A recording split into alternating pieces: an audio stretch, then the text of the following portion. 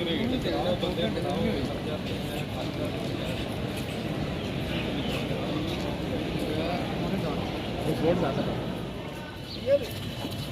तो दर्जा नहीं और मैं तो ठीक समझ रही हूँ तो मुझे पड़ी रिमोट के बढ़ जाती है।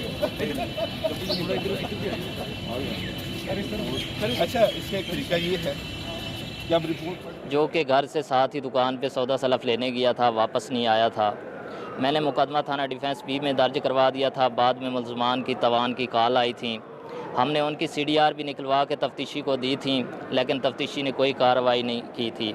और आज तक ही हम तमाम पुलिस अफसरान के पास जाते रहे हैं, लेकिन उन्होंने हमारी इसमें मदद नहीं की और ना ही मुलजमान की कोई तफ्तीश कर रहे हैं, जिसकी बुनियाद पर हमने फिर हाई कोर्ट से इंसाफ के लिए एक रिट दायर की है, जिसकी आज भी हाई कोर्ट में बाजियाबी केस की समाअत थी जस्टिस अली बाकर नजफ़ी की अदालत में, जिसमें DIG इन्वेस्टिगेशन भी आज पेश हुए थे। जो है पुलिस की रिपोर्ट से सेटिस्फाइड नहीं थी, इसलिए DIG इन्वेस्टिगेशन को आज अदालत ने तलब कर रखा था और DIG साहब ने 1 मंथ जो है उसकी बाजियाबी के लिए मज़ीद जो है टाइम हमसे ना तवान की डील करो। तो मैंने मुलजमान को कहा था कि आप हमें एड्रेस बता दो, हम आपके घर पे बैठ के तवान की डील कर लेते हैं, जिस पर मुलजमान ने मुझे एड्रेस नहीं बताया था। मैंने पुलिस को उनका नंबर दे दिए थे CDR निकलवा कर, जो कि आज तक पुलिस और उन मुलजमान से मेरे भाई को बाजियाब नहीं करवा रही। हो गए अगवा हुए, हमें ये भी कंफर्म नहीं है कि हमारे भाई ज़िंदा भी हैं या नहीं हैं। तो हम वज़ीर आज़म और तमाम आला हुकाम से अपील करते हैं कि हमारे भाई को बाजियाब करवाया जाए। सर, गोली भी आपको आती थी? हमें तमाम